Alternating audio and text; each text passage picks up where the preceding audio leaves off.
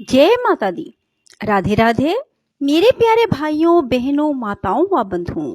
आज नवरात्रि के दिनों में मैं आपके लिए लाई हूँ माँ भगवती की कथा, जिसे सुनने मात्र से माँ भगवती की कृपा आप पर बरसने लगेगी।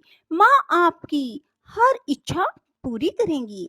बंधुओं, यदि आपने हमारे चैनल को अब तक सब्सक्राइब नहीं किया तो जरूर करें और बेल आइकन दबाना ना भूलें, ताकि आपको हमारी आने वाली सभी वीडियोस की जानकारी सबसे पहले हो सके। बंधुओं, वीडियो को पूरी सुनें। सुनने के बाद कमेंट बॉक्स में जय माता दी जरूर लिखें। बोलो माता रानी की जय हो। व्यास भगवान कहने लगे, बहुत समय पहले की बात है। कश्यप मुनि तपस्या कर रहे थे। उनके दो पत्नियां थी, दिति और अदिति। एक बार पत्नियों के आग्रह पर वे वरुण की गाय चुरा लाए। गाय बहुत अच्छी थी। जब वरुण घर आए, गाय नहीं मिली। उन्हें पता लगा कि कश्यप गाय चुरा ले गए हैं। गाय न रहने से उनका बछड़ा रंभा रहा था। बछड़े की विरह कातर अवस्था और अपनी विषमता को देख वरुण ने शाप दे दिया। शाप दिति और अदिति को दिया, कश्यप को नहीं, क्योंकि कश्यप को तो उन्होंने प्रेरित किया था। वरुण को शाप दिया कि तुम दोनों मृत्यु लोक में मनुष्य होगी। अदिति का अधिक दोष है, इसलिए वह कारागार में रहेगी। जैसे यह बछड़ा रंभा रहा है, उधर उसकी माता रंभा रही होगी, वैसे ही यह भी मृत वत्सा रहेगी। जन्मते ही इसकी संतानों का वध कर दिया जाएगा और यह भी इसी प्रकार रोती बिलखती रहेगी। शाप देकर वरुण ब्रह्मा के पास गया और कश्यप के असत आचरण की बात कही। ब्रह्मा जी ने कश्यप को बुलाकर उनके कृत्य पर बुरा भला कहा और वरुण के शाप को उचित बताकर अनुमोदन कर दिया। अदिति पर एक शाप और था, जिस कारण उसे मनुष्य होना ही पड़ा और दोनों शापों से मुक्त हो गई। हुआ यह कि प्रजापति दक्ष की दो पत्नियां कश्यप को ब्याही गई, दिति और अदिति। अदिति ने पुत्र प्राप्ति के लिए परा अम्बा का व्रत किया और इंद्र को पुत्र रूप में जन्म दिया। इंद्र को युवा होते देख उसके रूप बल पराक्रम पर मुग्ध हो दिति ने भी कठोर व्रत किया। फलस्वरूप उसे इंद्र जैसा पुत्र प्राप्त होने का वरदान मिल गया। अदिति ने अपनी सोच के बलवान और यशस्वी पुत्र होने के वरदान की बात सुनी तो ईर्ष्या से दग्ध हो गई। उसने अपने पुत्र इंद्र से कहा कि वह अपनी विमाता के गर्भ को नष्ट कर दे। इंद्र ने माता की आज्ञा शिरोधार्य करके छल की माया विस्तारित की। वह अपनी विमाता दिति की सेवा करने लगा। दिति इंद्र की सेवा से बहुत प्रसन्न थी। एक रात्रि में इंद्र दिति के पैर दबा रहा था, तभी दिति को निद्रा आ गई। इंद्र अपने योग बल से दिति के गर्भ में प्रवेश कर गया और वज्र से उसके गर्भ के 7 टुकड़े कर दिए।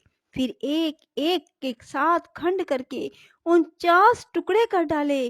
कालांतर में दिति को यह वृत्तांत ज्ञात हुआ। उसने भी अदिति को शाप दे दिया कि मृत वत्सा रहेगी। इस प्रकार दो शापों के कारण अदिति को द्वापर में देवकी का रूप धारण करना पड़ा। व्यास जी कहते हैं, राजन, लोभ और राग दोनों ही दुस्तर हैं। भीष्म, द्रोण, कर्ण, युधिष्ठिर और कृष्ण जैसे विवेकी और संसार की असारता को पूरी तरह जानने वाले होकर भी छल करते रहे। महाभारत जैसा भीषण नरसंहार करने में लिप्त रहे। धर्म के 4 पैर होते हैं, सत्य, पवित्रता, दया और दान।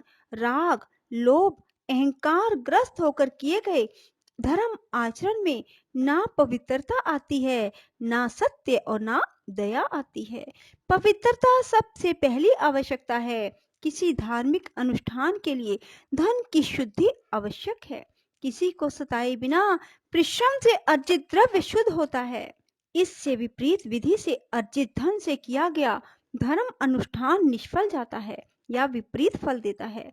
द्रव्य शुद्धि के बाद मन शुद्धि आवश्यक है। जिसका मन शुद्ध होता है उसे पूरा फल मिलता है। मन के विकृत रहने से फल दूषित हो जाता है। सारा संसार राग द्वेष से दूषित है। आज तो कलयुग है, सतयुग में भी राग द्वेष से ग्रस्त थे।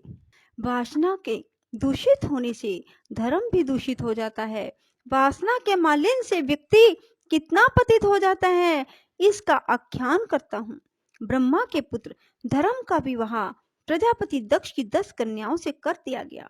उनमें विष्णु नर और नारायण के रूप में जन्मे। दोनों तापस का वेश धारण कर हिमालय में चले गए और घोर तप करने लगे। हजारों वर्ष बीत गए। उनको इस प्रकार घोर तप करने वाले हजारों वर्ष बीत गए। उनके इस प्रकार घोर तप करते देख ईर्ष्यालु इंद्र ने सोचा, इसके पद को प्राप्त करने के लिए ही यह युगल तपस्या कर रहा है। उनकी साधना में विघ्न डालने के लिए कामदेव को और अप्सराओं को भिजवाया। यथा काल जब उन्होंने आंखें खोली और चारों तरफ देखा तो बसंत का उन्माद छाया हुआ था। हिमालय का एकांत अप्सराओं के नुपुर की झंकार से निनादित था। दिगंत पुष्पों की आमंद गंध से सुवासित था। इस तरह अकाल ऋतु परिवर्तन और अप्सराओं की कामुक चेष्टाओं को देख नारायण को बड़ा आश्चर्य हुआ। उन्होंने दिव्य दृष्टि से देख लिया कि यह सब लुब्धक इंद्र की माया है। नर ने अपने वक्ष स्थल पर आघात करके अप्सराओं से सुंदर स्त्रियां उत्पन्न कर दी। वे स्त्रियां नर नारायण की सेवा कर रही थी। नर इतने पर ही विरत नहीं हुए, प्रत्युत उन अप्सराओं और कामदेव को शाप देने को उद्यत हो गए। नर के आचरण पर नारायण ने शांत भाव से अहंकार और क्रोध को तप का विघातक बताते हुए शांति रखने का उपदेश दिया। अहंकार से प्रेरित होकर स्त्री गण को उत्पन्न करना, क्रोध में आकर शाप देना, ये दोनों ही बातें गलत हैं। इनमें हमारी ही क्षति होती है। नारायण कहते हैं, जैसे पेड़ों के घर्षण से उत्पन्न हुई अग्नि पेड़ को ही जला देती है, वैसे ही हमारे देह में उत्पन्न क्रोध हमारे ही शरीर को जला देता है। शांति तपस्या का मूल है, ऐसा मुनिजनों ने कहा है। तुम्हें क्रोध को परित्याग कर देना चाहिए। इस पर नारायण ने उनसे एक पुरानी कथा कही, जिसका आशय था कि राग और अहंकार व्यक्ति को किस तरह सन्मार्ग से च्युत कर देते हैं। पुराने समय की बात है। भृगु ऋषि के पुत्र च्यवन ऋषि रेवा नदी के किनारे तपस्या कर रहे थे। एक बार स्नान करते समय च्यवन ऋषि का पैर एक भयंकर विषधर ने पकड़ लिया, उनको पाताल में खींच लिया। अपने को सर्पग्रस्त देखकर च्यवन ऋषि ने भगवान विष्णु का स्मरण किया। स्मरण करते ही सर्प निर्विष हो गया। घर ले जाकर सर्प ने च्यवन को विष्णु समझकर उनका खूब सत्कार किया। एक दिन च्यवन को नगर में घूमते देखकर संदेह किया कि यह कोई गुप्तचर तो नहीं है। इंद्र ने भेद लेने के लिए रूप धारण कर किसी को भेज दिया हो। पश्चात प्रहलाद ने च्यवन से पूछा, आप कौन हैं? च्यवन ने अपना परिचय गोत्र कुल परंपरा बताते हुए दिया तो प्रहलाद बहुत प्रसन्न हुआ। उसने च्यवन से पूछा, धरती पर सर्वश्रेष्ठ तीर्थ कौन सा है? च्यवन ने कहा, राजन, जिनका मन वचन शरीर शुद्ध है उनके लिए हर कदम पर तीर्थ है। जो लोग छल कपट राग द्वेष आदि से युक्त हैं उनके लिए तीर्थ भी व्यर्थ है। केवल तीर्थ से ही होता तो उसके किनारे पीढ़ियों से रहते कोल किरात रवस निष्पाप हो जाते, उनकी भी मुक्ति हो जाती। तीर्थ की पवित्रता से ओतप्रोत होने के लिए, उनकी पवित्रता और प्रभावशालीता को प्राप्त करने के लिए पहले अपने आप को पवित्र करना चाहिए। यदि व्यक्ति का मन शुद्ध पाप रहित लोभ आदि विकार से मुक्त हो जाता है तो सारे ही तीर्थ पवित्र हो जाते हैं। सर्वप्रथम मन की शुद्धता, फिर द्रव्य की शुद्धता, तब आचरण की शुद्धता हो जाने पर तीर्थ की महिमा के दर्शन एवं अनुभव होता है। फिर भी पृथ्वी पर नैमिषारण्य, जिसे चक्र तीर्थ भी कहा जाता है, पवित्रतम तीर्थ है। इसके बाद पुष्कर।